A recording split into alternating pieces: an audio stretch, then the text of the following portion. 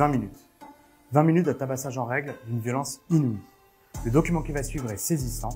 Il montre Michel, un producteur de musique parisien, à la tête de Black Gold Studio, roué de coups par 3 policiers, simplement parce qu'il ne portait pas son masque.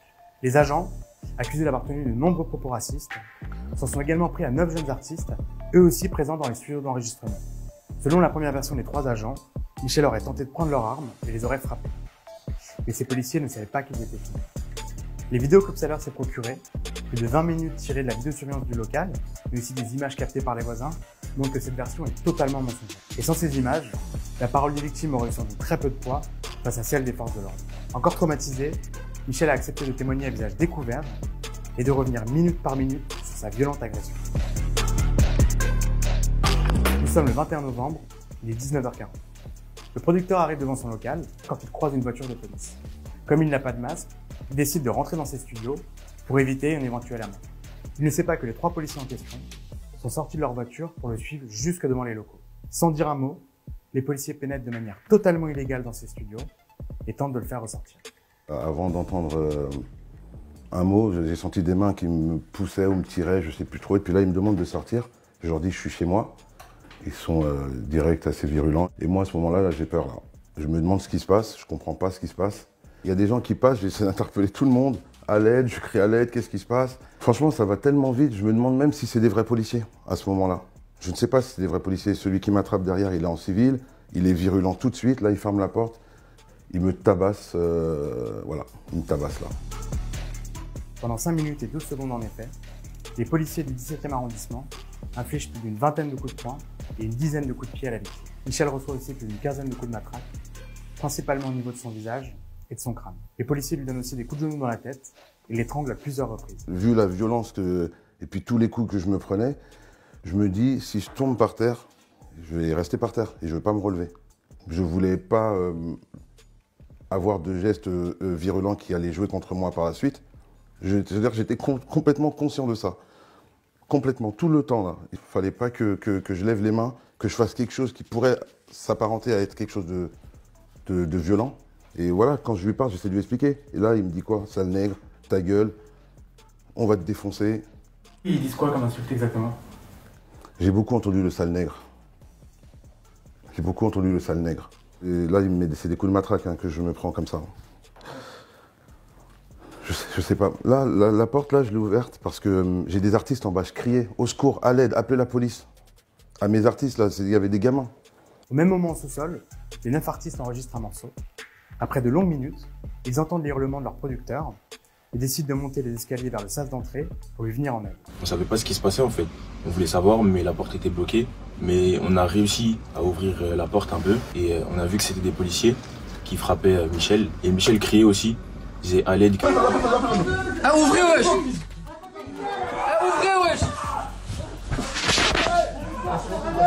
À force de pousser, bah, ils ont lâché et ils ont pris peur. Ils sont sortis aussi et ils ont libéré Michel. On a fermé la porte du studio. Là, il y a des gamins, il y en a un qui a 16 ans dedans. Il me demande qu'est-ce qui se passe, je dis j'en sais rien. Je sais pas ce qui se passe. Je suis en sang, Finalement repoussés à l'extérieur, les policiers tentent à nouveau de rentrer dans les locaux en essayant de défoncer la porte et de briser la vitrine à coups de matraque.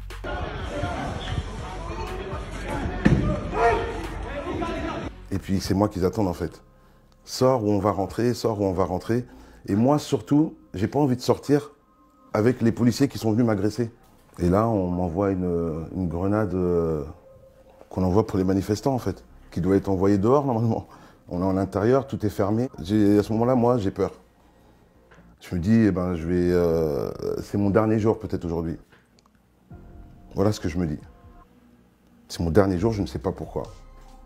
Les 3 agents, qui ont appelé des renforts, dégainent leurs armes et exigent que Michel sorte des locaux.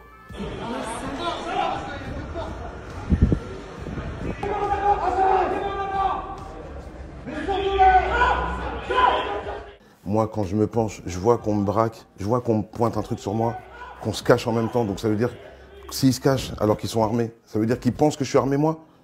J'ai mon téléphone dans mes mains, je le montre comme ça devant. C'est mon téléphone qui est dans les mains. Voilà, c'est là qu'ils m'ont sorti et je m'en prends plein. Franchement, honnêtement, je m'en prends plein en fait là. À ce moment-là, oh là là. Je me prends des coups de tous les côtés. Je leur dis j'ai rien fait, c'est bon, au sol, oui, au sol. D'autres policiers descendent alors chercher les jeunes qui s'étaient réfugiés au sous-sol pour éviter le gaz lacrymogène. On voit 2 policiers asphyxiés avec des armes qui nous braquent. Et moi, je ne vous mens pas, monsieur, là, au moment où j'ai vu le policier rentrer dans la pièce, il n'avait même pas encore parlé que je me suis mis par terre directement. J'ai mis mes mains sur ma tête pour lui montrer qu'il n'y a rien du tout là, parce que j'avais vraiment peur. Je fais un faux geste, un geste trop brusque, il peut tirer sans faire exprès. On a pu sortir, on est monté les escaliers et quand on est sorti, voilà, on a vu, ils nous ont fait une haie d'honneur. On est sorti au milieu de tous, ils nous ont tous tapés, ils nous ont mis par terre et voilà. Et là, boum, on a commencé à me frapper. Et ça a pris ma tête, ça m'a traîné sur 5 mètres. Et ça m'a frotté le visage. Puis après, ils m'ont enchaîné 2 coups. Et j'ai entendu caméra. C'est les passants qui filmaient par leur fenêtre. C'est quoi ce bordel? Et dès que j'ai entendu le policier dire caméra, on est filmé, ils ont arrêté de me frapper. On sait pas en fait, on sait pas ce qui s'est passé, on sait pas la raison de leur venue. Et même eux, je pense, ne sauront pas dire pourquoi ils sont venus. Donc ça procure une sensation de dégoût, de haine. Une fois au commissariat, les policiers accusent Michel d'outrage et de rébellion, mais aussi d'avoir voulu subtiliser leurs armes. Ils le placent en garde à vue. Les 9 autres victimes sont immédiatement relâchées après une simple prise d'identité. Et alors qu'un mineur faisait partie du groupe, ses parents n'ont pas été contactés. Sur l'ensemble des vidéos analysées par l'Obsider, Michel et les 9 victimes n'ont pourtant eu à aucun moment un geste violent à l'égard des forces de l'ordre. Alors les policiers indiquaient que mon client les aurait tirés dans son établissement, dans sa société, ce qui ne correspond pas du tout à la réalité de ce qu'on voit sur les vidéos. Ils indiquent qu'il les aurait pris à partie, les aurait violentés et appelé du renfort. En réalité, il appelle à l'aide. Ce sont de fausses déclarations que les services de police ont évoquées à tout égard. Et heureusement qu'on a les vidéos. Sans ces images-là, moi, je suis en prison aujourd'hui. Je suis en prison et mes proches, mes amis, ma famille, les gens que j'aime, auraient pensé que, comme le disent les policiers dans leurs déclarations, que j'ai voulu prendre leurs armes, que je leur ai mis des coups. Après 48 heures de garde à vue, Michel a pu faire constater son état par des médecins et a obtenu 6 jours d'ITT. Parmi ses multiples blessures, la victime a une déchirure au tendon et le crâne ouvert refermé par 2 agrafes. Il a aussi de nombreux hématomes et différentes plaies sur le corps. Contacté par l'Obsider ce mardi, la préfecture de police de Paris dit ne trouver aucune trace de cette intervention et n'a pu répondre à aucune de nos questions. Après avoir reçu les vidéos via l'avocate des victimes, le parquet de Paris nous précise avoir classé sans suite les poursuites contre Michel. Une enquête confiée à l'IGPN a aussi été ouverte contre les 3 policiers pour violence par personne dépositaire de l'autorité publique et faux en écriture publique. Aujourd'hui, Michel et son associé, Valérie Atlan, tentent toujours de comprendre ce qui a motivé ce déchaînement de violence. Je ne sais pas si c'est une question de couleur, une question de statut social, une question de qu'est-ce que ce grand noir fait dans le 17e. C'est pas possible que cet immeuble soit à lui. J'ai cette colère-là. Au final, qu'est-ce qu'il me voulait? Il voulait me contrôler. Il fallait me dire contrôle d'identité. J'ai des amis policiers, moi. Des amis que j'estime et que j'apprécie beaucoup.